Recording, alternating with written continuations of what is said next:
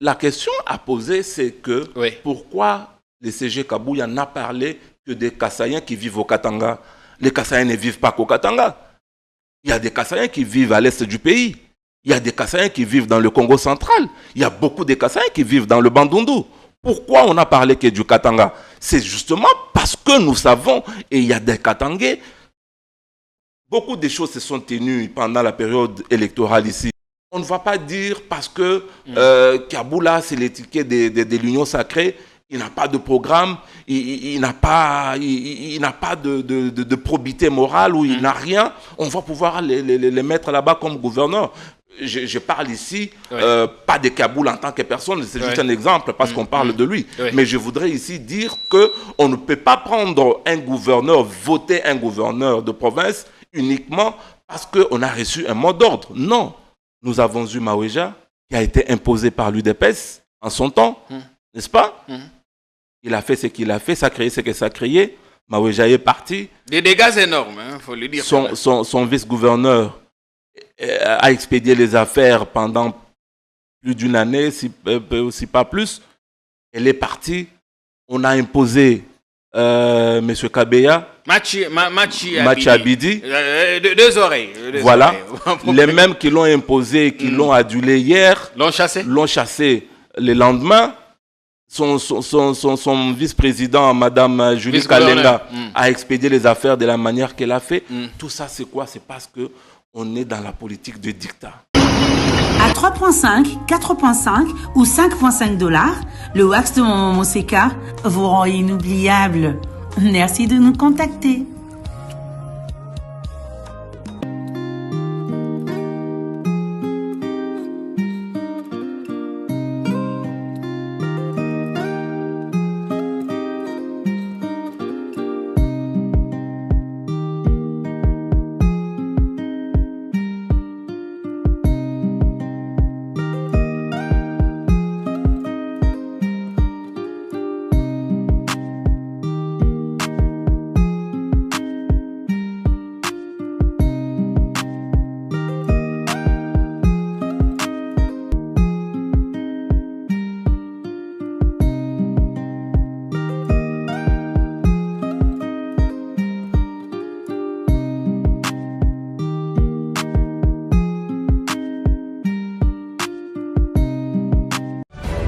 Non à la balkanisation de la République démocratique du Congo. Le Congo restera un et indivisible.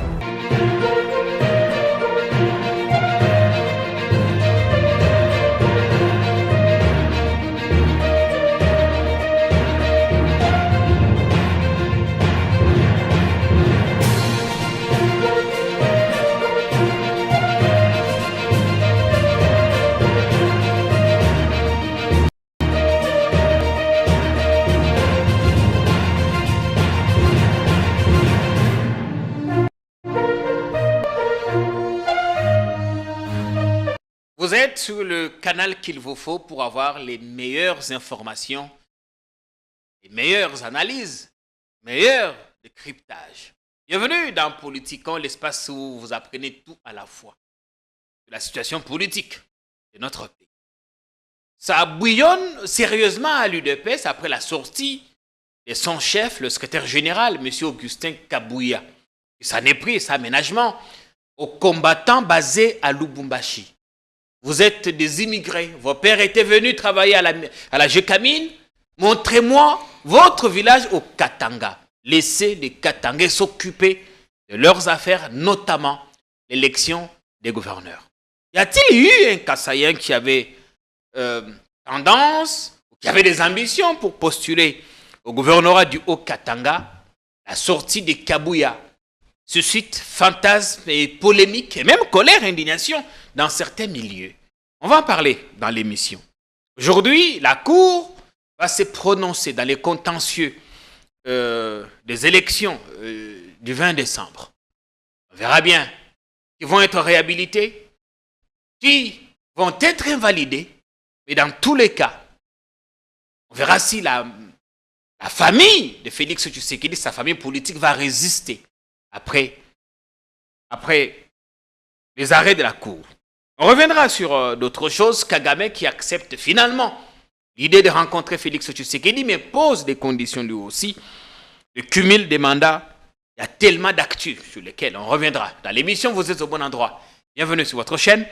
On a fait venir Maître Émile Banza, cadre de l'Union Sacrée, un des responsables du parti politique Orange.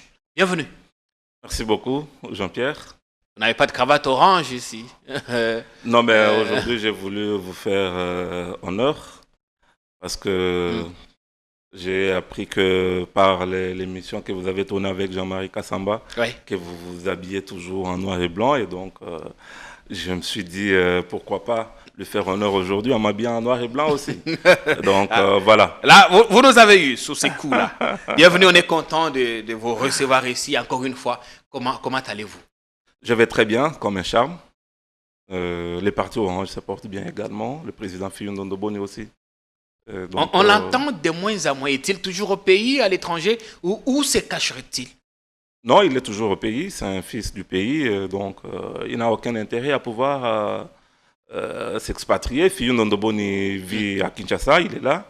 Il est toujours présent. Il s'exprime de moins en moins. Il est toujours dans l'entourage, dans le sillage proche de Félix Tshisekedi. Toujours à l'Union Sacrée.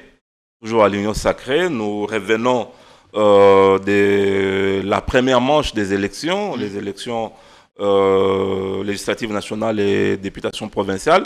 Là, nous sommes en train d'aller sur les sénatoriales et l'élection des gouverneurs. Et donc, c'est ce qui justifie un tout petit peu que il est dans la stratégie. Nous ne soyons pas trop sur les médias, mais sinon, nous sommes là. Ce qui est important ou frappant pour vous, c'est que vous revenez des législatives, les mains bredouilles.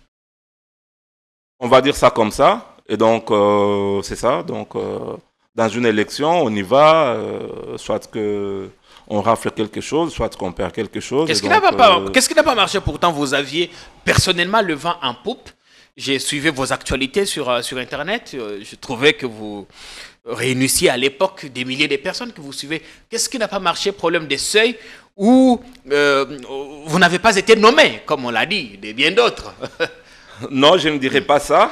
Et donc, nous avions atteint les seuils. Le regroupement dans lequel nous avions, sur la liste duquel nous avons postulé, avait atteint les seuils. Malheureusement, nous, personnellement, on n'a pas réussi à rafler quelque chose. Et donc, vous reconnaissez avoir été battu dans les urnes en patriote, nous nous inclinons devant la décision de la Commission électorale nationale indépendante. Et donc, la preuve, c'est que nous n'avons pas voulu aller en contestation des résultats. En fait, vous reconnaissez votre échec. On va dire ça comme ça. Parce que c'est difficile. Nous reconnaissons. C'est difficile dans notre pays qu'un candidat reconnaisse aussi facilement qu'il a échoué. Ouais. Parce que beaucoup vous disent, oui, mais on a gagné, mais on a nommé les gens. Parce que l'arbitre nous a déclaré comme ayant échoué. Et donc, nous reconnaissons notre échec. Vous ne voulez pas faire de bruit, mettre la commission électorale en difficulté, ou parce que vous êtes convaincu qu'effectivement, vous n'avez pas pu faire mieux. Non, mais nous sommes des républicains. Nous respectons les règles du jeu. Et donc, les règles ont été que ce soit la commission électorale qui organise les élections, que ce soit elle qui publie les résultats. Et à partir du moment où elle a publié les résultats, et donc nous nous inclinons. Nous nous sommes inclinés, et donc nous n'avons pas trouvé d'intérêt à pouvoir aller en contestation. Nous continuons notre lutte sur d'autres fronts, et voilà. Bien. Ça, c'est une très bonne attitude républicaine quand on réalise qu'on n'a pas gagné et que l'on reconnaisse sa défaite. Maintenant, cap sur les sénatoriales, c'est ça? Cap sur les sénatoriales. Vous serez candidat, vous avez des ambitions ou ça s'arrête là pour ces mandats? Non, nous sommes partants pour les sénatoriales chez nous toujours, au Kasaï oriental. Oui, nous sommes candidats à l'élection sénatoriale qui aura lieu le 21 avril. Et donc, voilà. Vous savez ce que ça implique que d'être candidat sénateur? Je parle en coulisses avec certains députés provinciaux qui nous disent que c'est le moment où c'est maintenant ou jamais. Je ne sais pas si cela est le discours de tous les députés, mais c'est ici les lieux de pouvoir décourager tous les députés véreux, tous ceux-là qui pensent que c'est le moment de pouvoir se livrer à un commerce, même pas un commerce, se livrer à de l'immoralité, voilà les termes qu'il faut.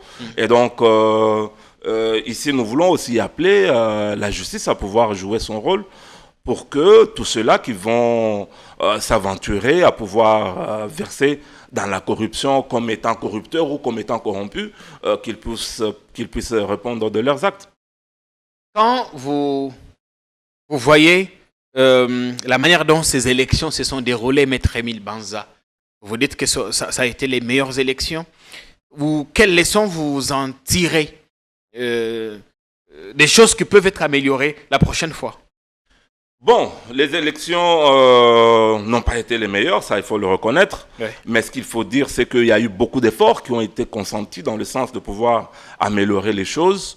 Et les efforts doivent continuer à être consentis pour l'avenir aussi.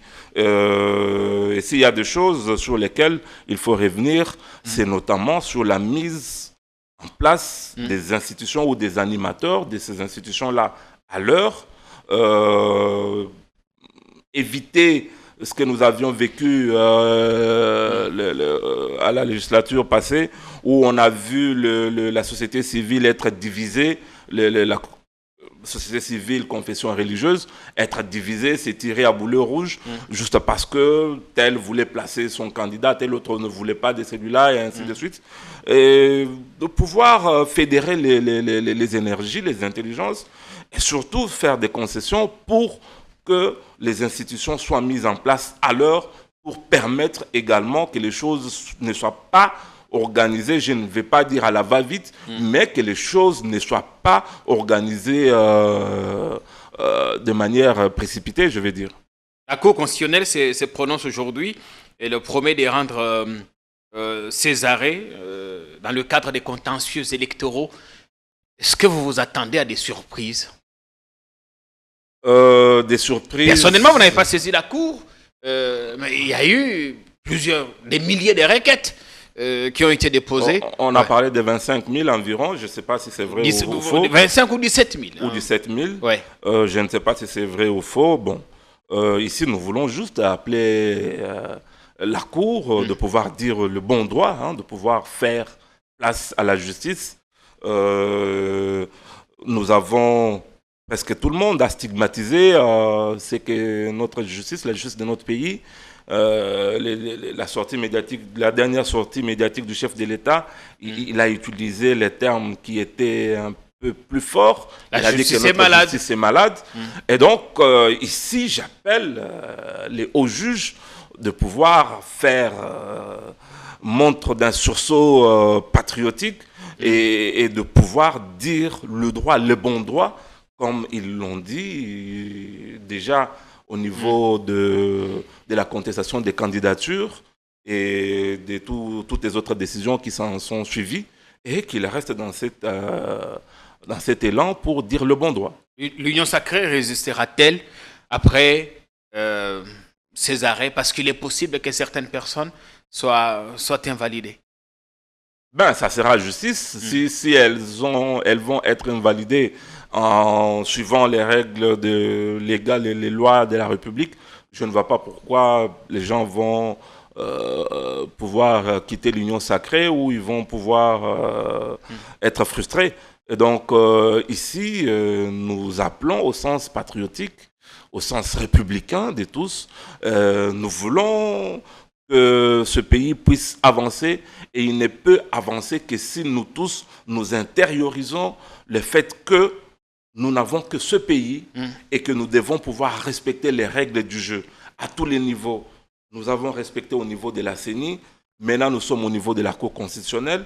Au moment où la Cour va se prononcer, s'il arrive qu'elle se prononce aujourd'hui, et du reste, les arrêts de la Cour ne sont susceptibles d'aucun recours, ils ne sont pas discutables. Et donc, que ceux qui auront été invalidés ou qui vont voir leur mandat confié à d'autres compatriotes, ça va rester une affaire de Congolais, n'est-ce pas? Et donc, à partir du moment où ça reste une affaire de Congolais, qu'on ne va pas prendre un Rwandais ou un Burundais pour le proclamer élu, c'est d'abord et avant tout une question d'intérêt personnel. Je ne vois pas. Est-ce que nous risquons de vivre ce qu'on a vécu ça ne devrait pas être une question d'intérêt personnel, ça devrait être une affaire C'est une question de survie politique de chacun. Quand on n'a pas de mandat électif, pour beaucoup, c'est comme si l'on avait signé son arrêt de mort. Non, justement, c'est ce que j'ai décrit et je décrirai toujours. On ne vient pas en politique avec ce vouloir ou cette quête acharnée à tout prix de pouvoir obtenir un mandat. Non, on ne sert pas la République forcément par un mandat électif ou forcément par un mandat nominatif. Vous pouvez servir la République à bien d'égards, à bien d'autres niveaux. Nous voyons des professeurs d'université qui font du bon boulot, beaucoup de jeunes sont en train de pouvoir défendre leur thèse de doctorat pour entrer dans la filière universitaire, pour former. Et donc ça, c'est aussi noble que ça. Nous en voyons qui vont dans l'avocature. Il y en a 2500 qui ont été recrutés comme première vague dans la magistrature. Et donc on peut servir la République à tous les niveaux, pas forcément au niveau des députés ou ministres ou que sais-je encore. Et donc, les gens qui ont ces velléités ou qui ont cette quête effrénée, justement, qui font cette course au poste, nous devons pouvoir les décourager. Et c'est ce qui conduit que quand vous n'avez pas, vous allez pouvoir verser dans l'immoralité, vous allez verser dans la barbarie, comme nous avons vu d'autres, les deux Charlots qui sont allés dans l'AFC, et voilà. Et donc, ça, c'est des choses qu'il ne faut pas encourager. Et nous n'avons que cette République, nous n'avons que ce pays, la RDC, nous n'avons pas un autre pays. Bien. On dit souvent que certains politiques disent le contraire de ce qu'ils pensent. Mais je voudrais vous amener à une autre thématique. On reste dans le cadre électoral parce que on parlait tout à l'heure des sénatoriales. Vous êtes candidat vous-même en Bujimaï, dans le Kasaï oriental, et également les gouverneurales, les élections des gouverneurs. Le dimanche, le secrétaire général de l'UDPS a tenu une matinée politique au cours de laquelle il a dit un certain nombre de choses. Parce qu'à Lubumbashi, la base... Certains combattants de l'UDPS, vous n'êtes pas de l'UDPS, mais je vous pose la question, parce que, étant membre de l'Union Sacrée, a désapprouvé le choix fait par l'UDPS et l'Union Sacrée de reconduire le gouverneur Jacques Kiaboula Katoué.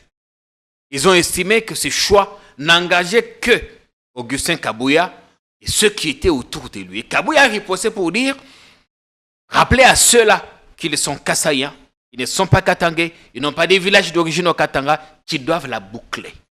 Cette sortie fait du boucan. Maître Émile Banza, quel est votre point de vue en suivant le propos du secrétaire général de l'UDPS? Parce qu'on dit d'ailleurs qu'il a versé dans c'est pas comment on va appeler ça, séparatisme, le tribalisme ou encore incitation à la haine tribale. Bien, il y a tellement de qualificatifs maintenant. Vous avez la parole pour votre point de vue. Non, mais moi je dirais plutôt que nous devrions pouvoir applaudir le secrétaire général de l'UDPS si après ce qu'il a dit, si nous avons été sérieux ou si nous ne voulons pas tribaliser la politique comme on tente de le faire depuis un moment dans ce pays. Mais est-ce que là, c'est pas lui qui essaie de tribaliser en disant par exemple en tenant ce propos, les CG jouent justement aux sapeurs-pompiers parce qu'il vous souviendra qu'il y a des politiciens en mal de positionnement, en l'occurrence des politiciens katangais en mal de positionnement, qui sont en train de jouer sur la fibre tribale pour inciter le katangais à pouvoir chasser les Kassaïens qui vivent au Katanga de leur terre. Voyez-vous? Et donc, il est tout à fait indiqué pour le secrétaire général. C'est aussi ça, le rôle d'un politicien, de pouvoir appeler le Kassaïen à la retenue, de les appeler à ne pas s'immiscer, n'est-ce pas, dans la guerre qu'il y a, dans la course. Mais c'est là justement qu'il y a le problème. Il n'y a pas de problème. justement, il y a des politiciens, je suis en train de peser mes mots, qui sont en mal de positionnement et qui sont en train de jouer sur la fibre tribale pour pouvoir inciter le Kassaïen à se battre contre les Katangais. Et ils insurgent les Kassaïens, ils utilisent les Kassaïens comme marche-pied pour atteindre leurs objectifs politiques. Et c'est là justement où le CG Kabouya a tout à fait l'œil et le bon en visionnaire. Il a voulu jouer à la paix sociale en demandant aux Kassaïens de ne pas s'immiscer dans cette guerre de positionnement, dans cette course au gouvernorat, dans le Grand Katanga. Est-ce qu'il existe une seule disposition légale qui interdit Existe-t-il une seule disposition légale qui interdit à un non autochtone à s'immiscer dans les affaires ou à développer des ambitions? Mais la question à poser, c'est que pourquoi le CG Kabouya n'a parlé que des Kassaïens qui vivent au Katanga? Les Kassaïens ne vivent pas qu'au Katanga. Il y a des Kassaïens qui vivent à l'est du pays. Il y a des Kassaïens qui vivent dans le Congo central. Il y a beaucoup de Kassaïens qui vivent dans le Bandundu. Pourquoi on a parlé que du Katanga? C'est justement parce que nous savons, et il y a des Katangais, beaucoup de choses se sont tenues pendant la période électorale ici. On a vu de grands politiciens, même certains qui ont été candidats, d'autres qui ont été proches des candidats présidents de la République, tenir des discours tribalistes, n'est-ce pas? Inciter à la haine tribale, juste parce qu'on ne veut pas voir un Kassaïen sur le sol katangais. Parce que les Kassaïens, quand ils arrivent, ils émergent dans ce qu'ils font, ils prennent toute la place et par conséquent, il faut pouvoir les chasser, rééditer quelque peu la sale besogne qu'ils ont accomplie en 92-93. Et donc, Kabouya, en homme politique avisé et averti, a joué justement à l'apaisement en appelant les Kassaïens à la retenue. Est-ce que ce qu'il a dit ne risque-t-il pas d'être retenu un jour? C'est des propos très sages qu'il faut encourager, qu'il faut féliciter. C'est des propos qui divisent quand même. Ces propos ne risquent-ils pas d'être retenus un jour contre les Kassaïens qui sont au Katanga? Qu'on les rappelle que vous n'avez pas de village d'origine ici, vous êtes venus comme des immigrés. Les Kassaïens, comme tout autre Congolais, doivent pouvoir se sentir libres partout où ils se trouvent sur les territoires congolais. Avec des réserves, c'est ça? Mais vous savez qu'avec nos frères katangais, il y a toujours cette fibre tribale, cette corde tribale sur laquelle des politiciens en manque de positionnement essayent de jouer à chaque fois à l'heure des grands rendez-vous politiques, à l'heure des grands enjeux électoraux. En l'occurrence, on essaie de jouer sur ça pour pouvoir s'aimer la zizanie, s'aimer la division et verser le sang du Kassaïen en l'occurrence, et parfois du Katangais aussi, pour pouvoir atteindre certains objectifs obscurs et jeter les discrédits et de l'opprobre sur les régimes de Tshisekedi. Maître Émile Banza, vous avez grandi, vous avez passé du temps au Katanga, vous y allez de temps en temps. Tout à fait. Est-ce que vous expliquez le choix porté sur Kiaboula? Est-ce que c'est un choix qui s'explique aujourd'hui, qui se justifie? Dire que le choix sur Kiaboula se justifierait, je ne le dirais pas. Ici, moi, en républicain, et là, je voudrais que cela soit entendu de tous, l'élection, c'est un moment où la démocratie doit pouvoir s'exprimer. Nous avons vu les chefs de l'État être élus massivement à l'élection présidentielle de décembre dernier. Il n'y avait pas eu des mots d'ordre donnés, il n'y avait pas eu, je ne sais pas, des tickets, il n'y avait pas eu tout ça. Pourquoi tout ce tralala au moment des élections des gouverneurs, au moment des élections des sénateurs, au moment d'autres élections? Ça, c'est des pratiques qu'il faut bannir. En tout cas, à mon humble avis, ces pratiques-là doivent être bannies. On doit pouvoir laisser la chance à tout le monde de pouvoir concourir. Mais ici, j'appelle à la responsabilité de ceux qui vont pouvoir élire. C'est un vote indirect. Les députés provinciaux ont la lourde responsabilité de pouvoir voter en âme et conscience, mais de voter sur base d'un programme. Voter quelqu'un qui présente un programme. On ne va pas dire parce que Kaboula, c'est l'étiquette de l'Union sacrée, il n'a pas de programme, il n'a pas de probité morale ou il n'a rien. On va pouvoir les mettre là-bas comme gouverneur. Je parle ici, pas de Kaboul en tant que personne, c'est juste un exemple parce qu'on parle de lui. Mais je voudrais ici dire qu'on ne peut pas prendre un gouverneur, voter un gouverneur de province uniquement parce qu'on a reçu un mot d'ordre. Non, on doit pouvoir voter sur base d'un programme, un programme clair et voter en âme et conscience. Vous invitez les députés à s'assumer, à se rebeller contre l'idée. Pas à se rebeller, à s'assumer. Parce qu'ils ont la lourde responsabilité de pouvoir porter leur province, chacun là où il se trouve, pour les 5 années qui viennent.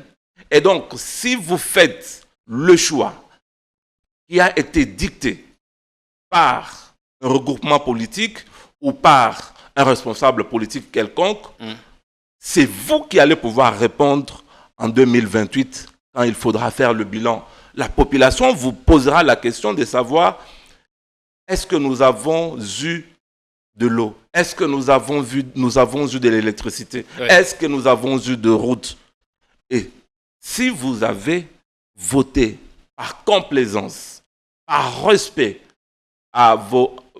au mot d'ordre de votre parti politique, vous serez seul responsable devant le peuple. Ça s'est passé à Kinshasa en 2019 quand les députés UDPS n'ont pas été à mesure de sortir un seul sénateur. Et nous connaissons toute la polémique qui s'en est suivie. D'ailleurs, il se raconte que le président de la République n'a jamais reçu, pendant les 5 dernières années, les élus UDPS de Kinshasa. Parce qu'il aurait été touché, marqué par ce qui s'était passé au sénatorial. Vous ne voyez pas que cela risque d'avoir encore des conséquences. Voilà si pourquoi on n'obéissait pas, on ne répondait pas au mot d'ordre. Voilà pourquoi nous en appelons à leur responsabilité. Non, nous ne voulons pas dire qu'à l'UDPS, il n'y a pas de gens qui peuvent porter un programme. Je ne dis pas ici que Jacques Kiaboula n'a rien fait. Je suis allé au Katanga jusqu'au mois de novembre dernier. J'ai vu les réalisations de Jacques Kiaboula. Mais est-ce qu'il est le seul à pouvoir porter du Haut-Katanga? Je ne pense pas. Il y a d'autres Congolais, d'autres compatriotes qui peuvent tout aussi mieux faire que Jacques Kiaboula, n'est-ce pas? Et donc, ici, c'est pour appeler à cette liberté, parce que la liberté de concourir du reste constitutionnel doit être pouvoir garantie. Nous ne pouvons pas y aller en ordre dispersé, et surtout si l'on sait que les personnes, parfois, qui sont plébiscitées ou qui sont choisies, c'est des personnes qui ne répondent à aucun profil. Voyez-vous? Ça, c'est dérangeant. Bien. Et donc, nous appelons, moi ici, je voudrais appeler les élus provinciaux à pouvoir voter en toute responsabilité et à pouvoir voter en âme et conscience. Voter en toute responsabilité. On va remonter à Kinshasa, mais d'abord, restons dans le Katanga parce qu'il y a un autre cas là-bas qui suscite beaucoup de polémiques, le cas Masuka. ACAJ, l'ASBL ACAJ, Association congolaise pour l'accès à la justice, a publié un communiqué hier lundi demandant à ce que la candidature de Mme Masuka soit invalidée parce que ACAJ estime que Mme a épuisé ses 2 bails, conformément aux dispositions constitutionnelles qui ne voudraient pas qu'un gouverneur fasse plus de 2 mandats. Il nous semble, selon ACAJ, que Mme Masuka, c'est à l'équi de mandat. Ce qui a l'équi d'un mandat, il y a un 3e mandat. Et ACAJ trouve ça incroyable, enfin, inacceptable. Quel est votre point de vue? Bon, j'ai beaucoup de respect pour les responsables d'ACAJ, Georges Kapiamba.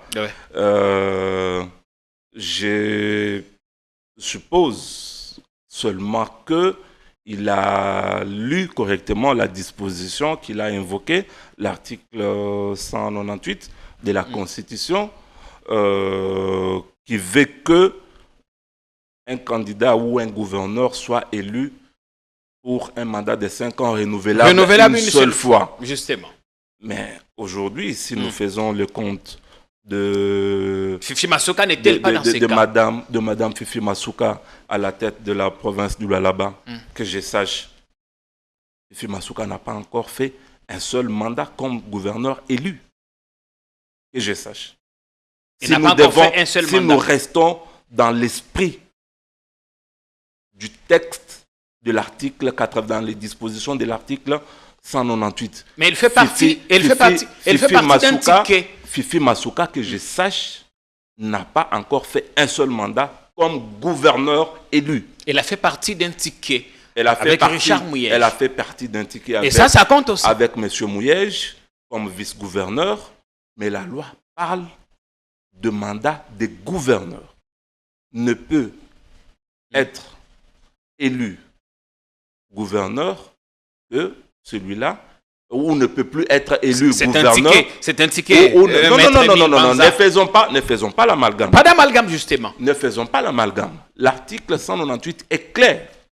Il dit les mandats des gouverneurs. L'article est clair.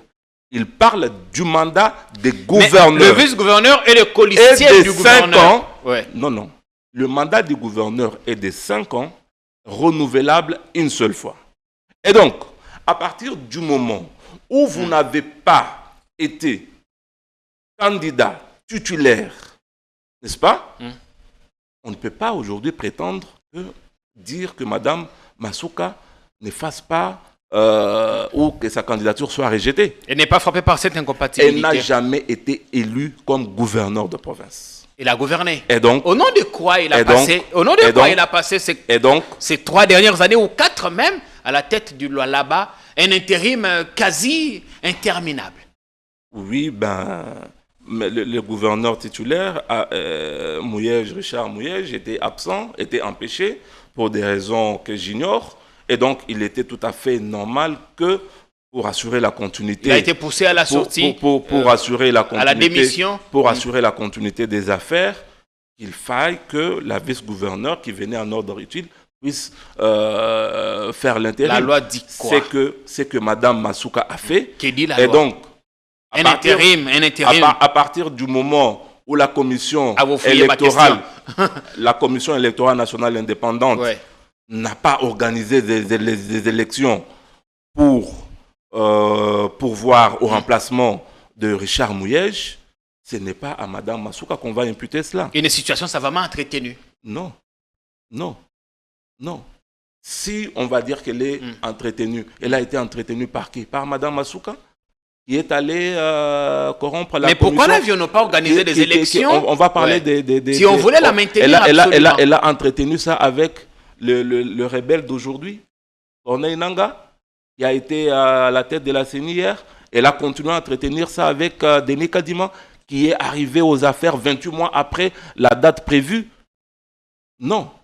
C'est un faux débat aujourd'hui. C'est un débat qu'il faut faire. C'est un débat qu'il faut faire. Non. Les débats que nous pouvons avoir, c'est de dire si Mme Masuka a déjà été élue gouverneur une seule fois, un seul mandat. Le débat aussi, c'est que son intérim... Et la réponse est non. Le débat aussi, c'est que son intérim a mis plus de temps. Fifi Masuka, jusqu'à ce jour, elle fait l'intérim des gouverneurs du Lualaba.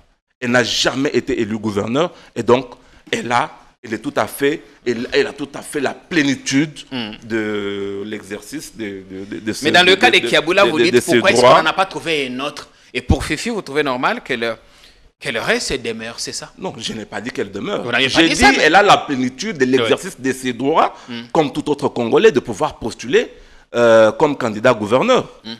Je ne dis pas que ici, je soutiens la candidature de Masuka, qu'elle soit un seul ticket et tout ça. C'est que j'ai dit pour Kiaboula, je le disais, ça vaut pour toutes les 25 autres provinces.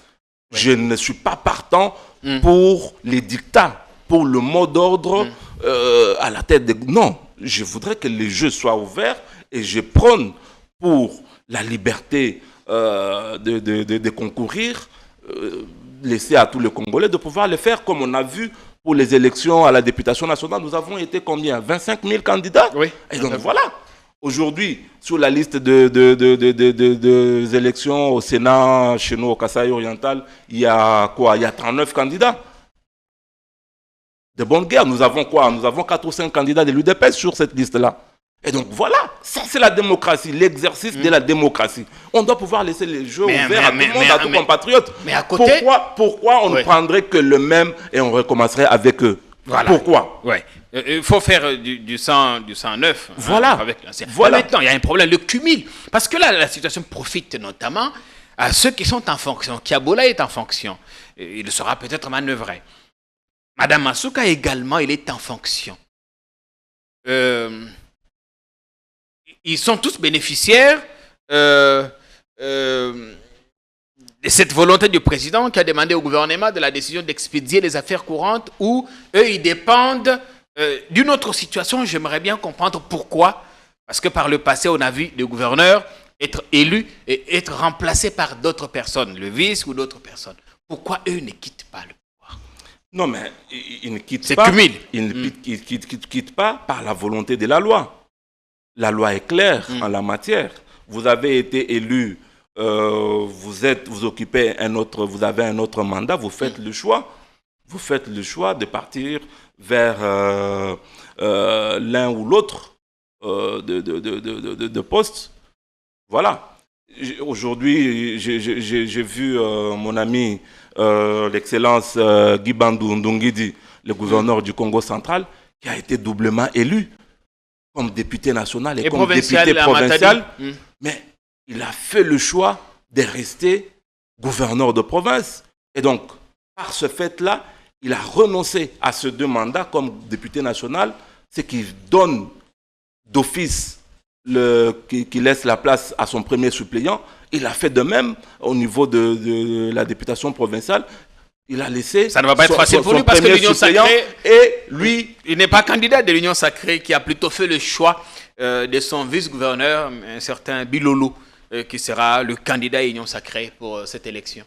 Je voudrais ici redire ce que je disais tout à l'heure, que nous n'avons pas besoin, dans une démocratie, d'un dictat, d'un mot d'ordre de chef de regroupement parti politique. Si nous organisions encore les primaires au niveau des regroupements et partis politiques, ça serait encore acceptable. Mais ici, il est tout à fait inadmissible et intolérable de pouvoir, au XXIe siècle, rester dans les dictats de l'autre temps, d'autres époques, où on vous dit, ok, vous tous, vous faites courbette à X, Y, parce que, non, cette époque-là est dépassée, elle est révolue.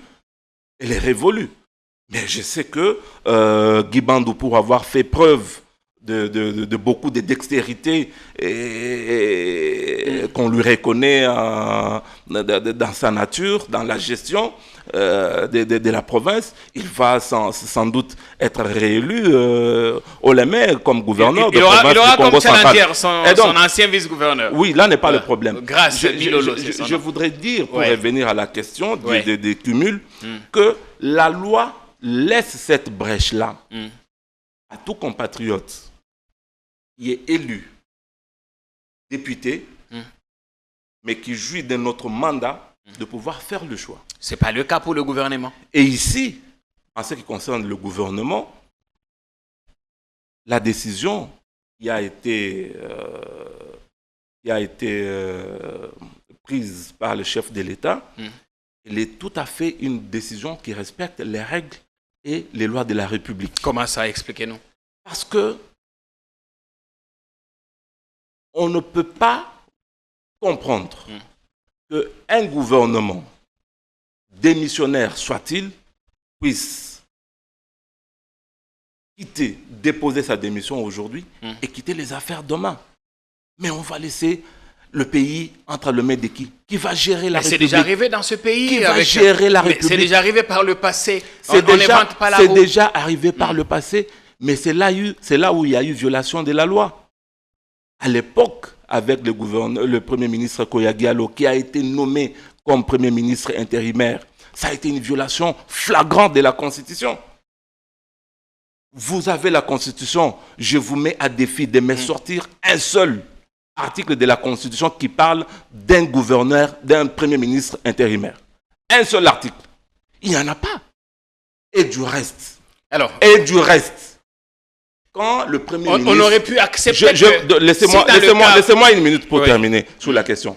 Quand le Premier ministre dépose sa démission, tous les gouvernements tombent. Le gouvernement est réputé démissionnaire. Oui. Et donc, j'ai entendu certains politiques ailleurs qui sont passés sur votre plateau ici pour dire on a voulu faire ombrage à Jean-Pierre Bemba. Oui, on aurait souhaité, comme il n'a pas de mandat, mais il allait le faire à quel titre? Jean-Pierre allait devenir intérimaire à quel titre? Parce que le chef de l'État ne peut pas prendre une ordonnance pour nommer un Premier ministre intérimaire. Un. Des deux, parce que par le fait de la démission du Premier ministre qui est son chef, même Jean-Pierre Bemba est démissionnaire de son poste de vice-premier ministre et ministre de la Défense. À quel titre il allait devenir Premier ministre intérimaire? Parce que lui-même, il est démissionnaire. Et donc, c'est un faux débat. À partir du moment où le Premier ministre a déposé sa démission, tous les gouvernements tombent. Et ils ont fait cette démission. Ceux des membres du gouvernement qui ont vu leur vote ou sinon leur choix être porté par leur électorat, ils avaient cette fois-là la possibilité de pouvoir aller faire valider leur mandat comme étant des élus. Mais la loi permet aussi à un élu de pouvoir faire valider son mandat, mais de pouvoir reprendre son ancien poste parce que, justement, les suppléants vont rester chauffer le siège comme le chef de l'État l'a dit, l'a si bien dit. Et donc, il n'y a pas eu violation ni de la Constitution, ni des autres lois et règlements de la République en ce qui concerne le juridisme, en ce qui concerne le gouvernement. Et en plus de cela, même votre domestique à la maison ou votre chauffeur, quand il veut vous quitter, n'est-ce pas qu'il vous donne un préavis? Il vous dit, papa, nalingina kende, babengi singa na mboka, to nalingina zonga classe, nakotika musala. Même si ce n'est pas la même situation.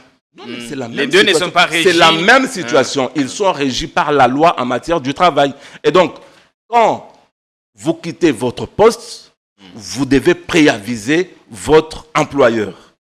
Et donc, en la matière, le gouvernement est tombé. Et parce qu'ils avaient, moi si j'avais été conseiller juridique du Premier ministre, je ne sais pas s'il l'a fait dans sa lettre de démission, je lui aurais conseillé de pouvoir mettre cette incise pour dire qu'il se met à la disposition dorénavant du chef de l'État pour l'expédition des affaires courantes. Et donc, ça couperait court à tous ces débats qu'il y a eu autour. Mais quand on sait déjà qu'avant, il a saisi le droit du travail prévoit qu'il y ait un préavis quand on démissionne d'un poste.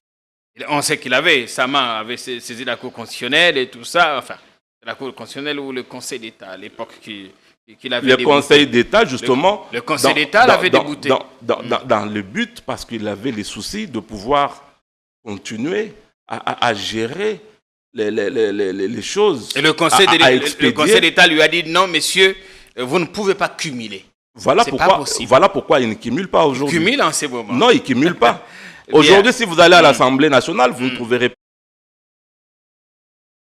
nationale. Si vous allez, vous n'allez pas trouver, je ne sais pas, je prends le cas de Madame Moleka qui siège comme députée ou Madame Sélé qui siège comme députée nationale. Non. Ils ont fait valider leur mandat pour ne pas les perdre justement parce que ça, la loi les permet. Et ça, c'est des choses que si vous voulez qu'il n'y ait pas cumul délégué référenda, n'est-ce pas, pour l'avenir, c'est des choses qu'il faudra changer. Et comment expliquer que certains ministres ont démissionné à titre individuel? On peut démissionner à titre individuel, ce n'est pas un problème, mais à partir du moment où le chef du gouvernement a déposé sa démission, tous les gouvernements sont réputés démissionnaires. On revient à Kinshasa maintenant parce que la bataille aussi au gouvernorat est très très rude là-bas.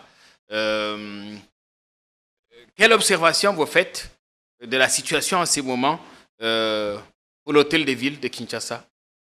Il y a des candidats, l'Union sacrée qui a finalement désigné un certain Daniel. En face, il y a d'autres candidats qui ont exprimé les ambitions. De l'Union sacrée également. Ils sont tous de l'Union sacrée, sauf peut-être Deo Kassongo qui est indépendant. qui est de l'Union sacrée aussi. On a parlé de lui comme étant aussi membre de l'UDPS. Oui. Et donc, parce que... Mais qui a déposé sa candidature comme indépendant. Parce que justement, il y a cette pratique d'autres